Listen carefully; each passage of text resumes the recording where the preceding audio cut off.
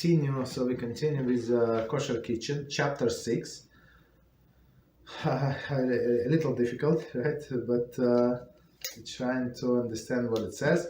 So it's common Basar v'chalav problem. And now we're going to do the summary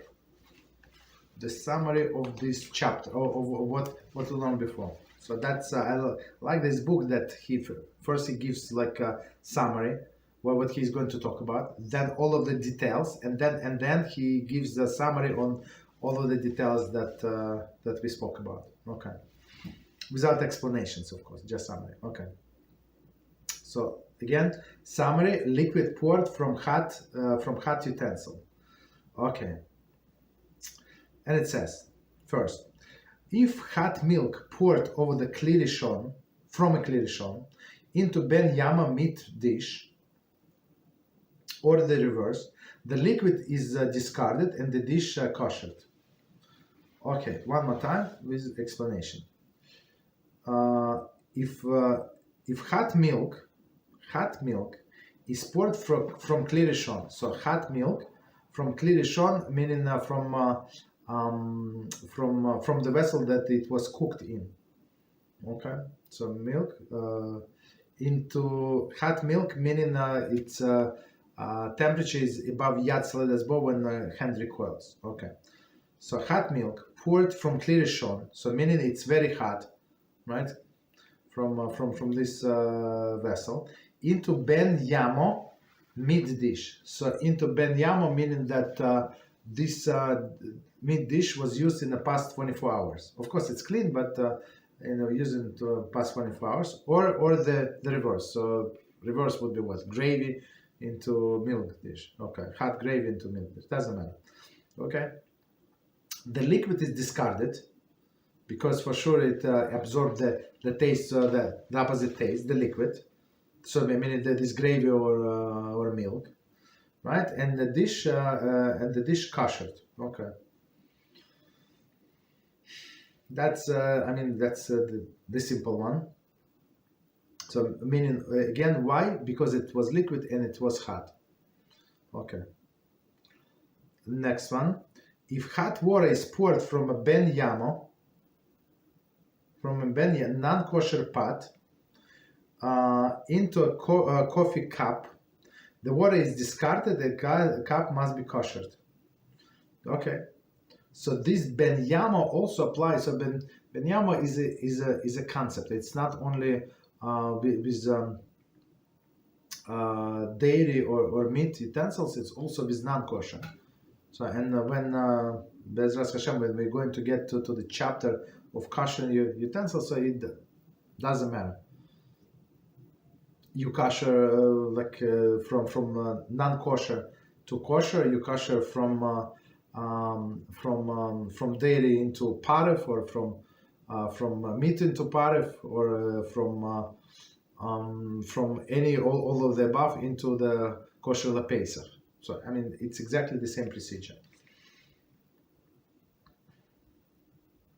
So one more time, if hot water, so it's pure water, it's nothing there, right? It's not like not milk, not meat, nothing, right? If hot water poured from ben yamo, meaning that this utensil was used for non-kosher food, right? Whatever was it, into the kosher cup, right? But it's hot. The water is discarded and cup must be koshered. Okay, if it's possible to kosher, we're going to talk about it. Next one, if water is poured from a clean meat pot into a clean dairy cup, both ben yamo, the cup should preferably koshered. If either the pot or the cup is non ben yamo, the cup may be used without koshering. Okay. So let's do it again, and we're going to explain. So different scenario. If hot water is poured from a clean meat pot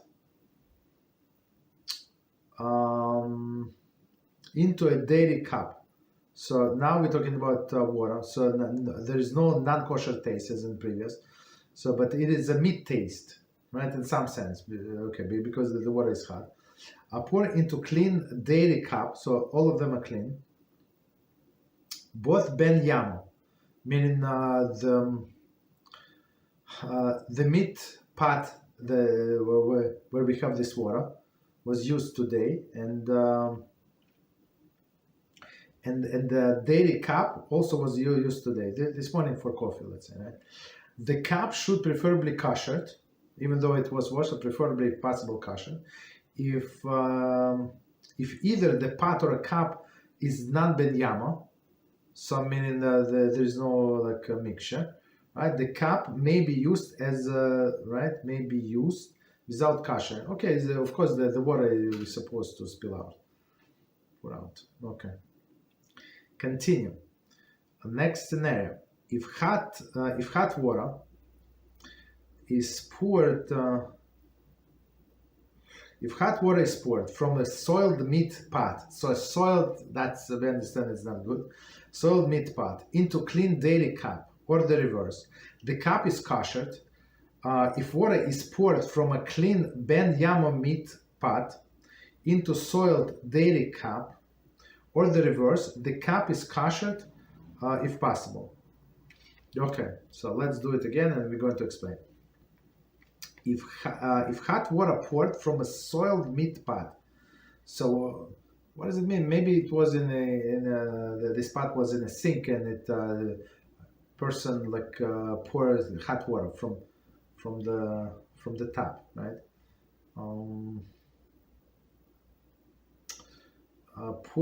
So one more time, hot water is poured from the soiled meat pot, so it for sure there is a problem. Into clean dairy cup, or the reverse, the cup is koshered. Is koshered. I mean, it must be koshered. Okay. If water is poured from a clean ben yamo meat pot, now we're going to a different avenue. The water is poured from a clean ben yamo meat pot, so meaning it was used in the last 24 hours. But it's clean, meat pot, into the soiled dairy cup, so meaning the mixture is still there, or the reverse, the cup is kosher if possible. Okay. So in the first one, the first case is more severe. Why is that? Because the hot water was in a first utensil, in a utensil from which we poured it. And the second case, I mean. All other situations are the same. So, but in the second case, it was clean water, but the cup was dirty. So the water actually came into the secondary vessel. Okay. So it says the cup is kosher if possible. So why is possible? Because we said it's a separate condition of the water that's poured in from that we poured from original pot. Okay. So continue. That's why he said if possible. Okay, because some opinion said it's like the water that is, or any liquid that is poured from kli rishon, from a first utensil, it's like a kli rishon itself. Okay, so others disagree. That's why we have this issue. Leniency.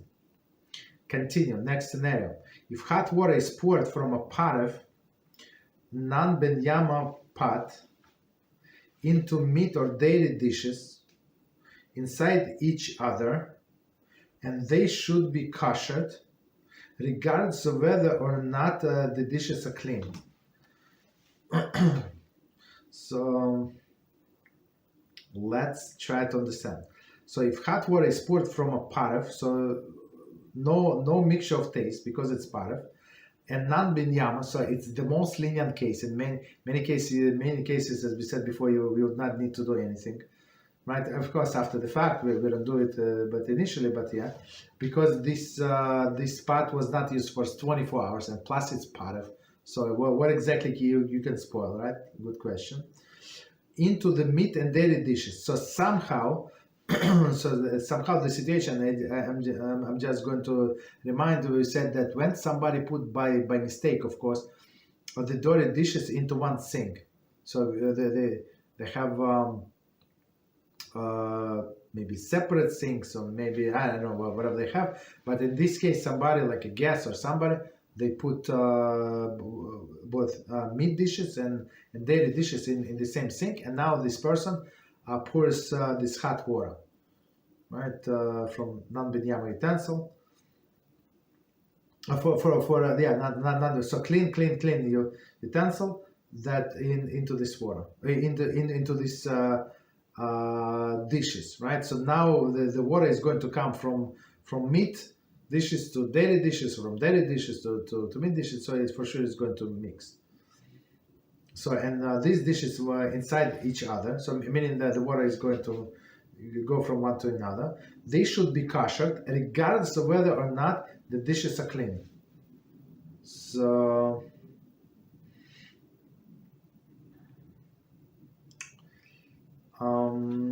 the way I understand, that's I mean, if they're in a sink, so if, just continue that example, that meaning most likely that these dishes ben yama, they were used in the past 24 hours.